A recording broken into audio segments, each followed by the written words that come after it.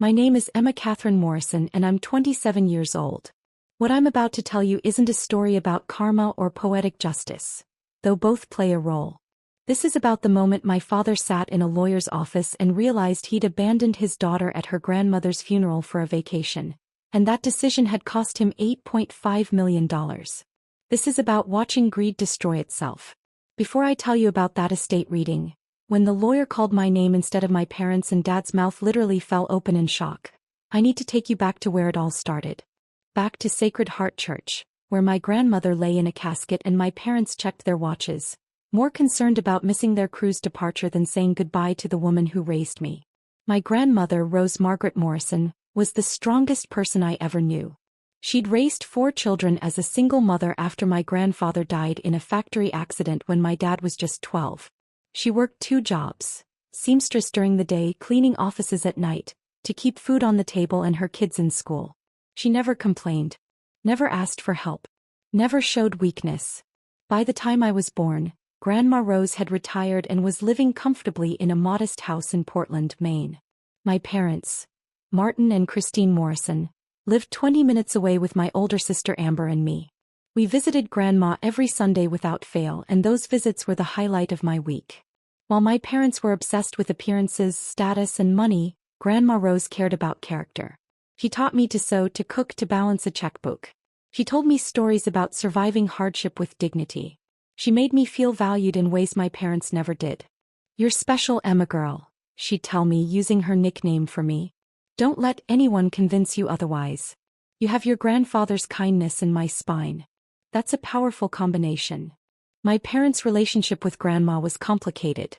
Dad resented that she'd never remarried, never pursued wealth, never given him the privileged upbringing his friends had. Mom looked down on Grandma's simple lifestyle, her second-hand furniture, her refusal to care about fashion or status. "Your grandmother could have done so much better," Mom said once when I was 12. "She could have married that banker who pursued her, lived in a nice house, given us opportunities. But no, she had to be stubborn and independent. She provided for 4 kids alone," I said. "That's pretty amazing." "It's poverty, Emma. Nothing amazing about that." I stopped arguing with Mom about Grandma after that. I just quietly continued my Sunday visits, soaking up every moment with the one person in my family who truly loved me. When I was 14, Grandma was diagnosed with pancreatic cancer. Stage 4. The doctors gave her 3 to 6 months. She lasted 4 months, and every day of those 4 months I was by her side. I'd take the bus to her house after school, do my homework at her bedside, read to her when she was too weak to hold a book herself.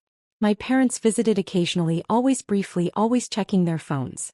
"You're spending too much time there," Mom complained. "You're 14. You should be with friends, not sitting in a dying woman's house." "She's my grandmother," I said. "And she's not just dying, she's living her last days. I want to be there." "Well, don't expect us to chauffeur you around. If you want to waste your youth playing hospice nurse, that's your choice." Grandma passed away on a Tuesday in November. I was there, holding her hand when she took her last breath. The hospice nurse was there too, along with Grandma's best friend Margaret, a woman in her 70s who'd been Grandma's neighbor and confidant for 40 years. "You're a good girl, Emma," Grandma whispered in one of her last coherent moments. "Don't let them change you. Promise me." "I promise, Grandma." She smiled, squeezed my hand weakly and closed her eyes. 2 hours later she was gone. If you're genuinely enjoying this story, please hit that like button. Your support helps me continue sharing these stories. I called my parents from the hospice. Dad answered. "She's gone," I said, crying. "Grandma died." There was a pause. "We'll handle the arrangements. Come home. Can you pick me up?" "Emma, we're busy. Take the bus. We'll see you at home." He hung up. I sat in Grandma's room, now just an empty shell without her presence, and cried while Margaret held me.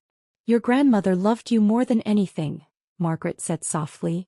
"She told me so many times how proud she was of you, how you were the light of her life." "She was mine too," I whispered. "I know, sweetheart. I know." The funeral was scheduled for Saturday, 4 days after Grandma's death. My parents had it planned down to the minute.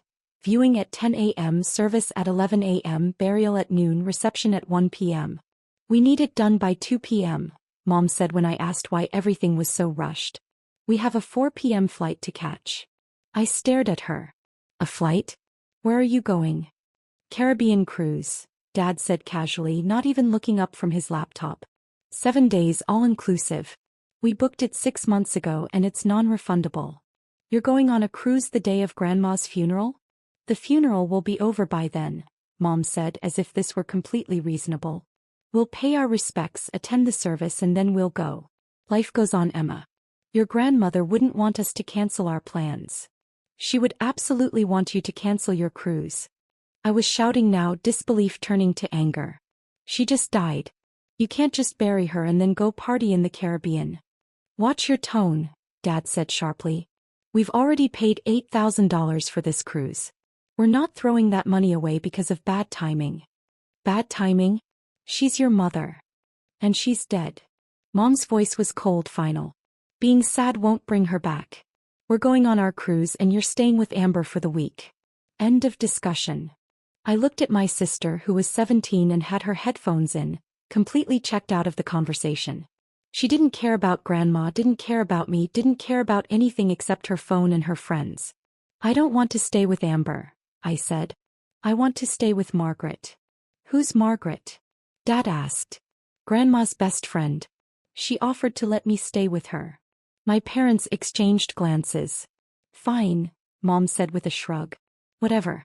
As long as we don't have to change our plans. The funeral was exactly as rushed and impersonal as they'd planned. The church was half empty.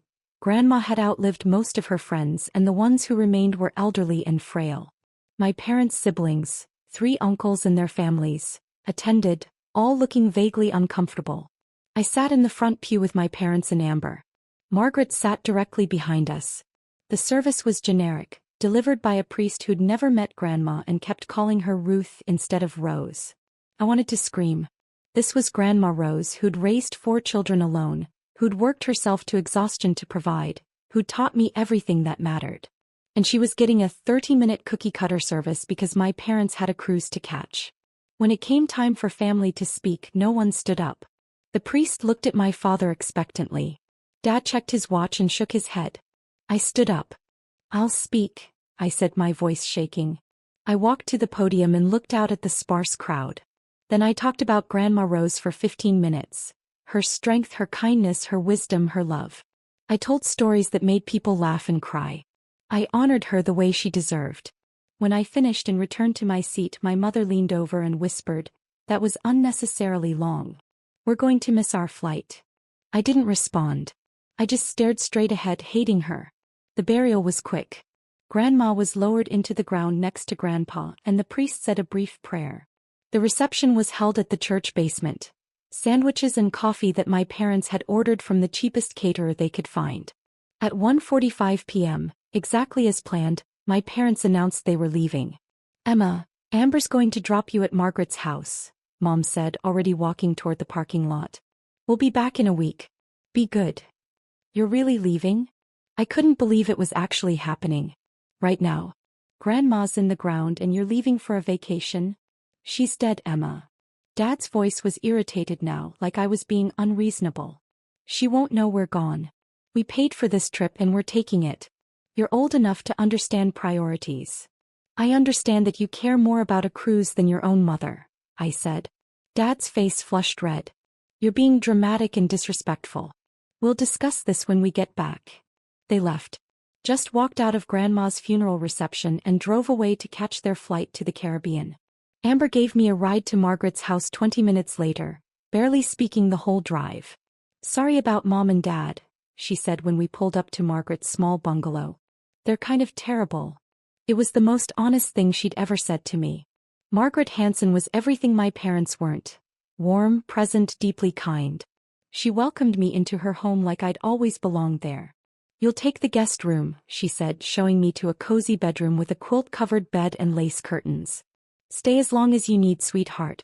I promised Rose I'd look after you if anything happened to her, and I keep my promises." "Grandma asked you to look after me?" "She did. About 2 months ago when she knew she didn't have much time left. She was worried about you, Emma. Worried about how your parents treated you. She wanted to make sure someone would be there for you."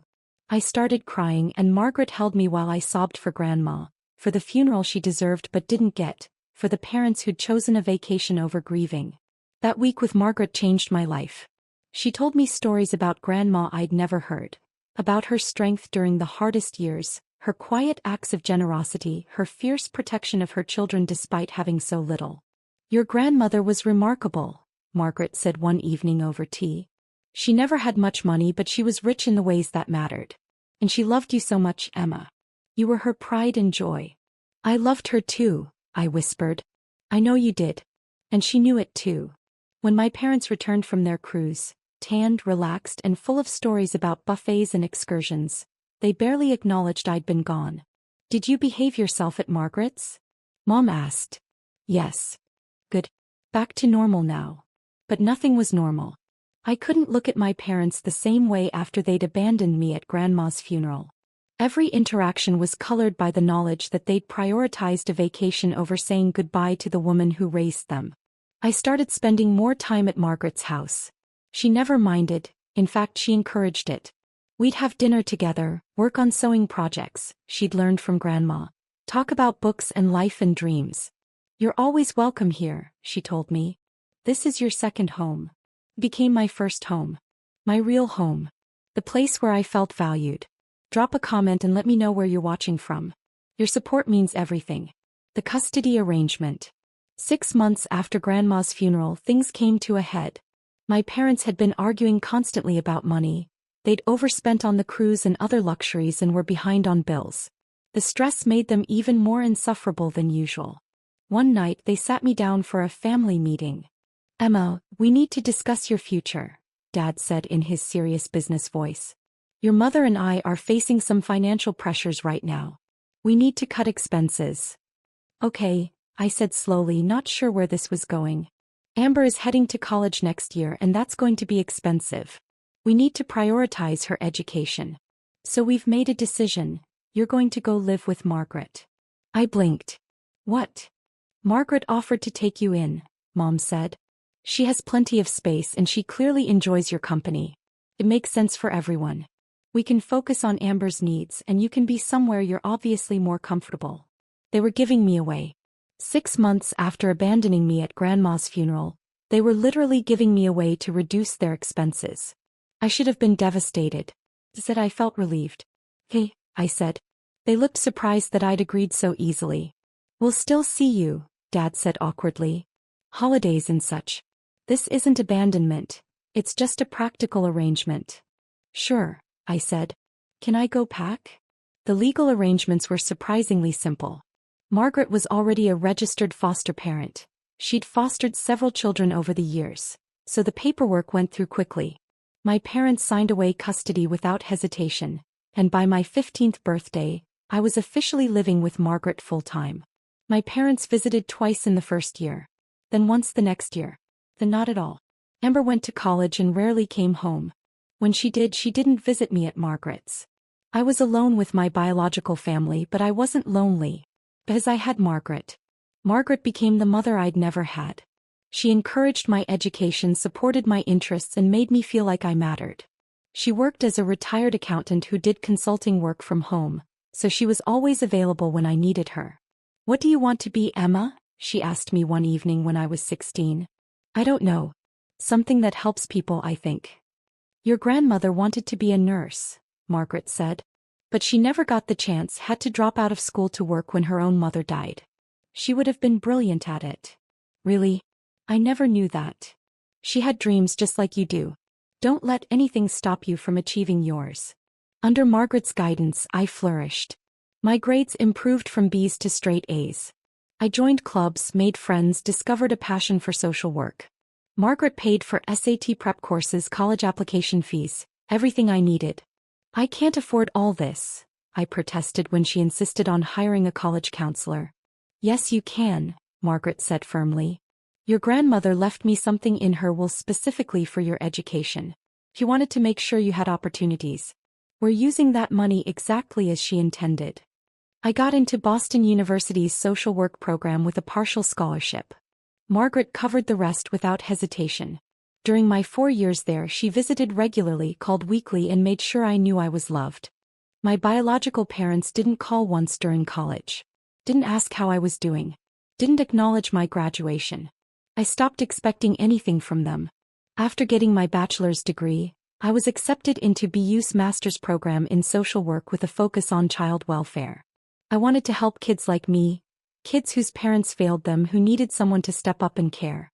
Margaret was at my master's graduation, crying and cheering louder than anyone. "Your grandmother would be so proud," she whispered, hugging me tight. "I wish she could have seen this," I said. "She sees it, sweetheart." "I know she does." I got a job at a nonprofit in Portland working with foster youth, helping them navigate the system, advocating for their needs, connecting them with resources. The work was hard but meaningful. I was living the life Grandma Rose would have wanted for me. Margaret was 83 now, still sharp and active, still my rock. We had dinner together every Sunday, keeping up the tradition I'd started with Grandma.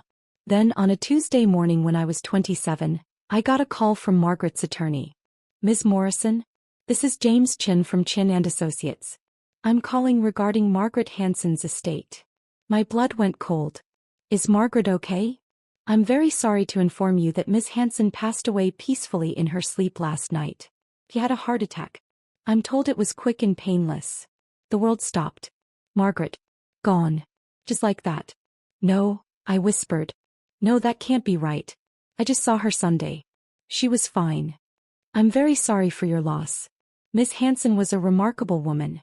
She left very specific instructions for her estate, and as her attorney, I need to inform you that you're named as a beneficiary. There will be a formal reading of the will next Tuesday at 2 p.m. at my office. Your presence is required." "Okay," I said numbly. "Ms. Morrison, I should also inform you that we've contacted your parents and your sister. They've been named in the will as well and will be in attendance." "My parents? Why would Margaret leave them anything?" "I can't discuss the details over the phone. Everything will be explained at the reading. Again, my sincere condolences." He hung up. I sat in my office staring at the wall, trying to process that Margaret was gone. The woman who'd raised me, saved me, loved me unconditionally, gone. I barely functioned for the next week. I arranged Margaret's funeral, choosing a beautiful service at the same church where we'd buried Grandma Rose. I spoke about Margaret's kindness, her generosity, her impact on my life and the lives of dozens of foster children she'd helped over the years. My parents didn't attend the funeral. Neither did Amber. They were waiting for the will reading instead. Tuesday arrived. I dressed in a simple black dress and drove to Chin and Associates, a small law firm in downtown Portland. The office was elegant but understated, exactly the kind of place Margaret would have chosen. I arrived 15 minutes early and was shown to a conference room. And there they were, my parents and Amber already seated, looking expectant. I hadn't seen them in person in over 10 years. Dad had aged considerably, thinner, grayer, more worn. Mom looked harder, brittle, with too much makeup trying to hide the years. Amber was 30 now, wearing an expensive-looking suit that screamed try-hard corporate climber. "Emma," Dad said, standing awkwardly. "You look well." "Thank you." "We were sorry to hear about Margaret," Mom added, though her tone suggested she wasn't sorry at all. "She was quite fond of you." I didn't respond. I just took a seat across from them and waited. James Chin entered carrying a thick folder. He was a small, precise man in his 50s with kind eyes. "Thank you all for coming. I know this is a difficult time. Let's begin." He opened the folder and pulled out the will. Margaret and Hansen's last will and testament, executed on March 15th of this year. Miss Hansen was very specific about her wishes, and I'm here to ensure they're carried out exactly as she intended. He began reading the standard legal language: sound mind, revocation of previous wills, etc. My parents were leaning forward, attentive. They clearly expected to receive something substantial. "First, to my dear friend Rose Morrison's son Martin Morrison and his wife Christine, I leave the following: a complete accounting of every dollar they cost Rose through their selfishness and neglect." My parents froze. Dad's face flushed red. "What?" James Chin pulled out several pages of itemized documents. "Ms. Hansen documented every instance where you borrowed money from your mother Rose and never repaid it. The total comes to $127,000 over a 30-year period. She also documented the care costs Rose paid out of pocket for your children, Emma and Amber, totaling another $43,000. Miss Hanson wanted you to understand exactly how much Rose sacrificed for you while you treated her like an ATM. He slid the documents across the table. Dad grabbed them, scanning frantically. This is ridiculous, Mom sputtered. She can't. There's more, James continued. To Martin and Christine Morrison, I also leave this message, which Miss Hanson recorded in her own words. You abandoned your daughter at your mother's funeral to take a cruise. You prioritized your comfort over saying goodbye to the woman who sacrificed everything for you. You gave Emma away like she was a burden instead of a blessing. You are the worst kind of parents. The kind who see children as accessories or inconveniences rather than human beings deserving of love. I hope this knowledge haunts you. The room was silent. Dad's mouth was literally hanging open. Mom had gone pale.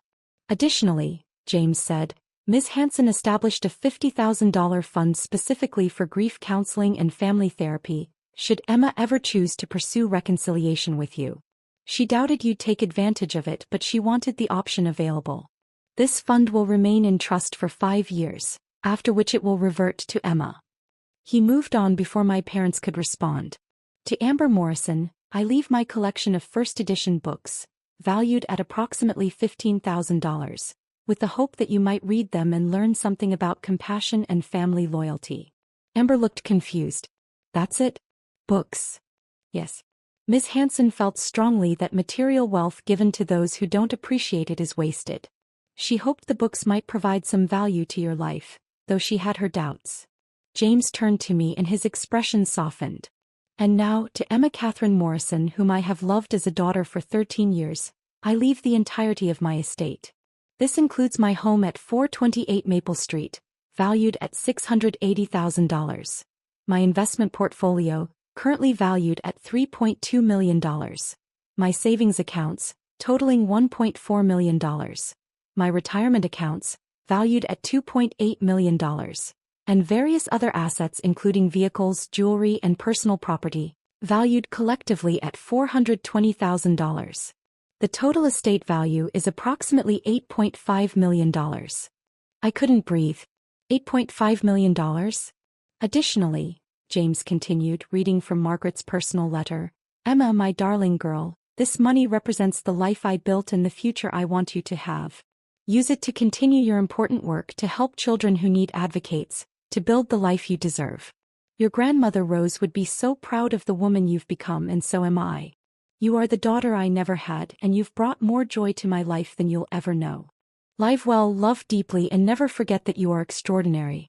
With all my love, Margaret. Tears streamed down my face. James handed me a tissue along with the letter, which was in Margaret's handwriting. My father's mouth was still hanging open, his face cycling through shock, disbelief, and rage.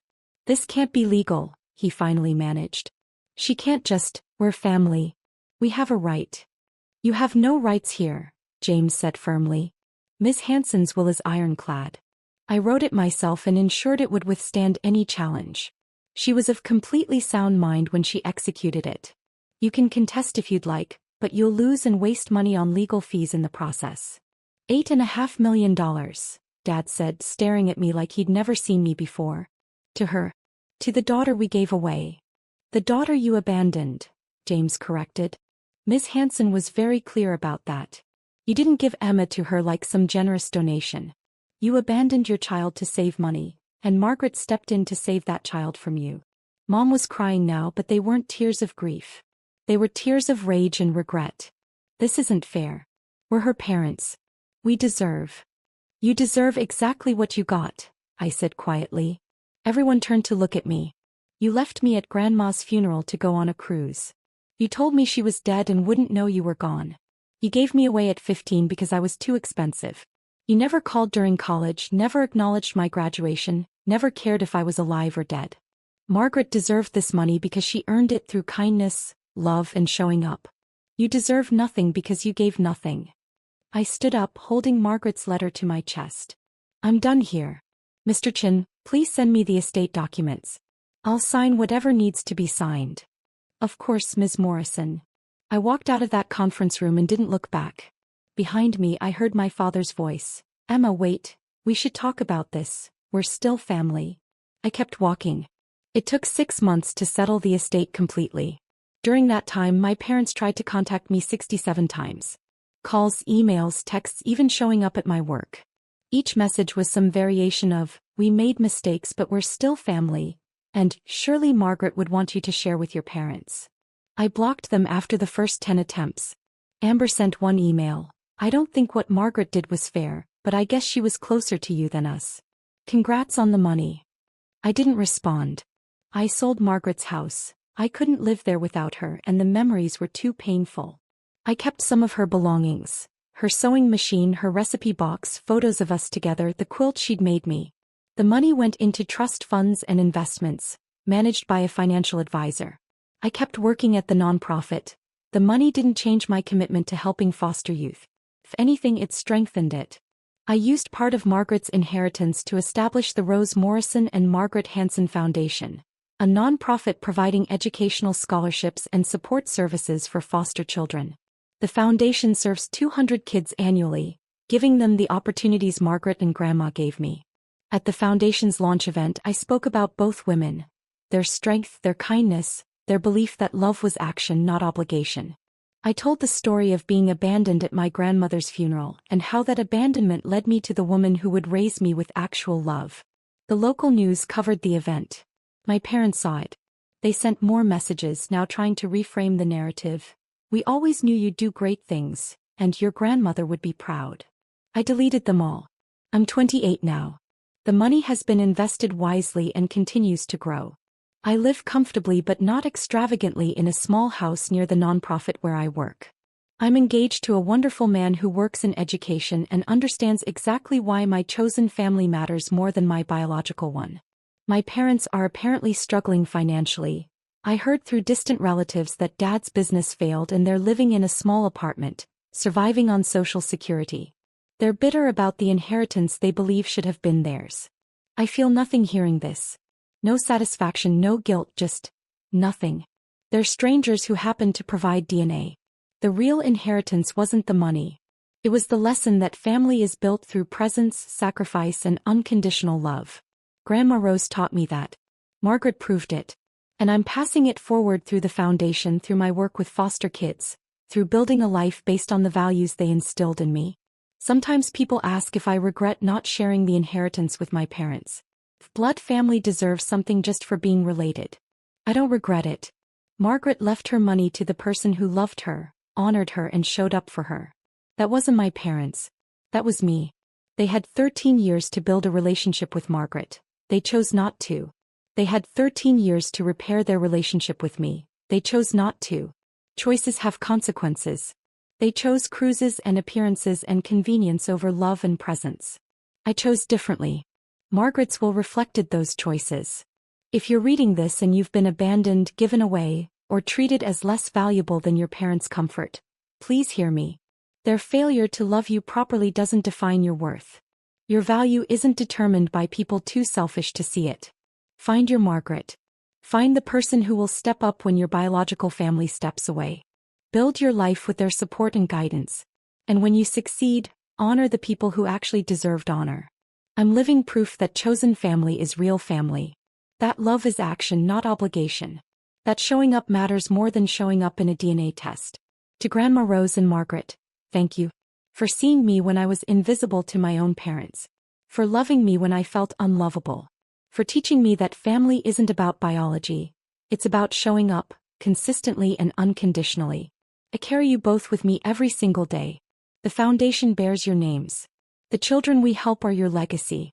And the life I'm building is proof that your love transformed everything. You gave me the real inheritance. The knowledge that I deserved better than I was getting, and the courage to accept it when someone offered it.